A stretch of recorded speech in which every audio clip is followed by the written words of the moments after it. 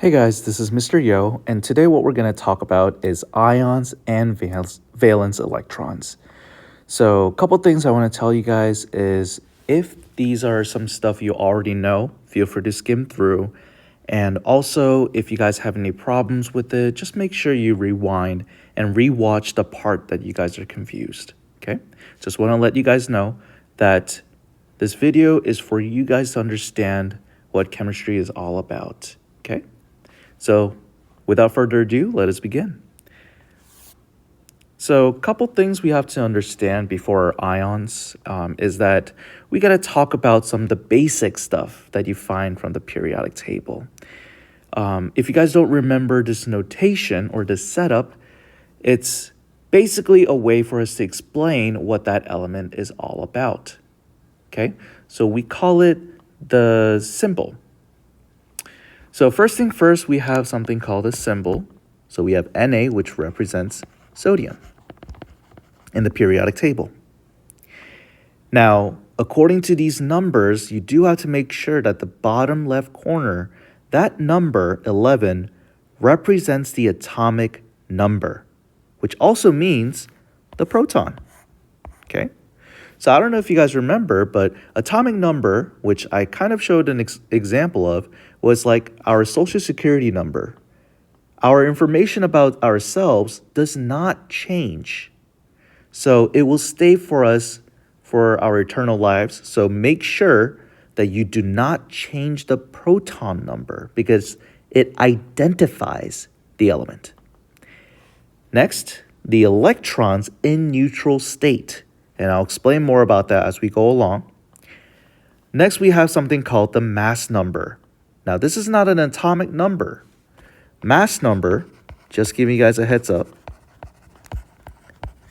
and atomic number, or atomic mass, I mean, these are not the same. Mass numbers are usually in a whole number. Unlike atomic mass is usually in decimals, something that you see from the periodic table. So those are two different things. So on a test or quiz, make sure you do not put a decimal number on the mass number. Now, as you can see, mass number is proton plus neutron. That's also the reason why it's a whole number. We can never have a decimal number for proton or a decimal number for neutron. So be aware, mass number are always whole numbers. And that's pretty much it. So let's move on to the next one. So why don't we try some reviews? First thing first, how many protons do we have here? Well, we set the atomic number, remember atomic number, represents protons and electrons in neutral state. So our final answer will technically be 11 protons. Okay? So this is representing our atomic number. Next, if we know there are 11 protons, then how many electrons do we have in this example? Well, remember, our atomic number also informs us about the electrons in neutral state. So the answer for this one is 11 electrons. There you go. Now let's talk about why we have 11 protons and 11 electrons. Well, the reason why is because it needs to be neutral. Just like in a battery, we have a plus sign and a minus sign. They both have to have the same amount of energy in order to flow through. So that's the reason why that proton and electron are balanced. They have the same number of each kind. So be sure that you have that in your notes and emphasize that that is what it's called a neutral state. Okay? Now, what we're going to talk about is something called ions, which contains two things. Something called a cation and something called an anion. Cation is related with positive charge that loses electron. So for example, if we say that we have 2 plus charge, that's basically saying we're going to lose 2 electrons. On the other hand, anion is a negative charge, but it gains an electron. So this case will be gain 2 electrons. Now, if you guys think cation and anion is hard to remember what is what, something simple and something that a lot of chemistry teachers usually use are these phrases right here. Cation. So remember cation as cat. Well, cat has paws. Now, something that's kind of sounds the same would be positive. So think of cat, paws, positive. Okay? Next, we have anion. Anion kind of relevance with the word onion. And if you guys cook, if we chop off onions, what happened to us? We start crying. So if we're crying, let's think of it as like a negative feeling. So feeling negative by chopping off onion would be a negative charge for anion. So if you like this way, feel free to do so. If not, I would say try to figure out a way that you think is more comfortable for you. But as of right now, I'm going to say this. So make sure you guys have these informations down before moving on to the next section. Okay, so let's try some example. First thing first, this should have been a plus sign right here. That was a typo. It says, for the following elements, how many electrons are there? So first thing first, what we're going to do is we're going to figure out what is our atomic number. And we're going to either add or subtract with whatever charge we had. So right now, according to our information, the atomic number is 27. Now, if we have a 2 plus charge, are we going to add or are we going to subtract? Well, if we have 2 plus, that means there's more protons than electrons. So that's why we're going to subtract 2 electrons to get 25 electrons as our answer. Okay? So please make sure that you guys have this down as your answer. Okay? Just going to make this a little bit more cleaner too. There you go. Let's move on to the next one. Next one says, what about if you have 5 minus? Well, here's the thing. We have to first look at the atomic number. Now, what if we don't have any atomic number? Well, if you can't find the atomic number on here, on this problem, look at it on the periodic table. If we look at the periodic table, Ne has the atomic number of 10. Okay? Atomic number of 10. But we have a 5 minus charge here, which means we're going to have 5 more electrons, which in total should give you 15 electrons.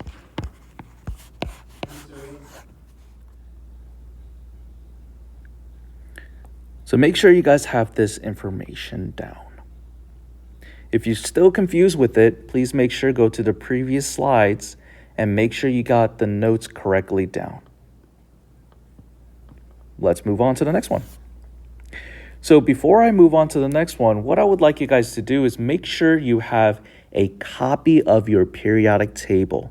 You can print it out on Google, that's fine. Just make sure you have a periodic table in front of you, because this is what I want you to write down on your paper.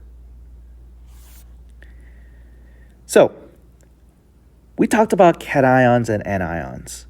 Now, there are specific charges within the periodic table. So the first column contains a +1 charge. So this is group 1. Group 2 contains a +2 charge. So make sure you guys have that down. Now, skipping all the way to group 13, you have, well, +3 charge. Now, something that's a little bit iffy is this part. We're not going to go over as much about it, but I just want to make sure that you guys know that this exists. +4 charge. Okay, there are some sections that has +4 charge. Well, on the other hand, there are other sections that has -4. So it depends. Next, -3 charge, which is in group 15. -2, which is in group 16. And you guys get the idea. The next is group 17. And the last thing is group 18. Okay. So you do have to memorize this for the tests or quizzes because it's something that we use a lot throughout in chemistry. For example, if I ask you guys, what is the charge for chlorine, Cl? Well, Cl's literally right here. Then what would be the charge? Well, if we go up, as we can see, the answer is -1. What if we choose, let's see, P? What is the charge of phosphorus? We'll go to phosphorus and look up. That would be -3. So depending on each of the elements, you will definitely have their own specific charges. Now, the only thing I'm going to tell you guys that doesn't have a specific charge is the transition metals. Okay, this section right here, the transition metals, the reason why I didn't write down the charge is because later on when we talk about naming compounds or writing chemical formulas, you will understand. But for now, when we talk about charges here, they have one or more charges. So every single element have different amount of charges in that specific sections. So that's why we're not going to actually talk more about this. So as of right now, I just want you to write down and make sure you understand or have all these charges. Okay? So pause the video if you need more time. Other than that, let's move on. So let's try this example. First thing first, well, we have symbol. Do we have an atomic number? Well, you can figure that out in the periodic table. So we have Sn, which consists of 50. The mass number is 120. Okay. If you understand how to do this, just pause the video and try this question on your own. If not, follow through. So we have the atomic number and the mass number written on here. What is an isotope symbol? Well, if you don't remember what that was, this is the full element's name dash mass number. So if we know Sn is 10, dash, what is our mass number? Well, that's already given, 120. And there you go. Now the next thing is we have a given charge. It says +2. What is that? Is that a cation or an anion? What do you guys think? Well, remember, cat, meow. Okay, it has pause, so it's more positive. So the word or the answer is cation. Mass number is given. Proton is already 50, so I'm going to leave it as 50. Neutron, if you don't remember, that's the mass number minus the proton. So what's 120 minus 50? That gives you 70. Now for the electron, remember, if we have a plus 2, it means we're going to lose 2 electrons. So what's 50 minus 2? That'll give you 48. Okay? Feel free to pause the video. Make sure you have all these informations down. Other than that, let's go on. Let's move on, actually. So right now we have the proton number of 32. Perfect. 32 on the periodic table is germanium, or Ge. So I'm going to write down the word germanium since we already mentioned it. We don't know the mass number, but we have proton and neutron. So all we got to do is add those together. So if we add them together, that should give you, let's see, 4 plus 3 is 7. 2 plus 1 is 3. So we get 73. 73, 73. Now, negative charge means anion, which also means we're going to gain 4 electrons. So we do the proton number or the atomic number 32 plus 4 should give you 36 electrons. So make sure you guys review this on and on. If you want to try out another problem on your own, that's fine too. Just make sure you understand what each section represents. Next, what I want to talk about is valence electron. It's nothing much about it, but every time we move on to other topics, you'll hear this word a lot. So you'll probably hear from, let's say, Lewis dot structure, electron configuration, and other places. But other than that, the specific terminology I want you to understand is the octet rule. Basically saying there's a total of 8 valence electron. And the numbers are the same thing as charges, only it's by 1, 2, 3, 4, 5, 6, 7, and 8. So it's basically 1 through 8. Pretty simple. So pause the video and make sure you have this information. Now, where exactly is the valence electron located? Well, valence electron is in the outermost orbital. So I'm going to write down located in the outermost orbital. It's probably written in different ways, but I'm just saying basically it's in the outer orbital, in the outside area, the most further away from the nucleus. So I should write that down. Further away from the nucleus. Okay. So just like where the purple colored arrow sign is pointing at, that electron right there is called the valence electron. So that's pretty much all about ions and valence electrons. So make sure you guys review all the materials that we just went over. Other than that, if you have any questions, feel free to ask, and hope you guys have a wonderful day today. See you guys later.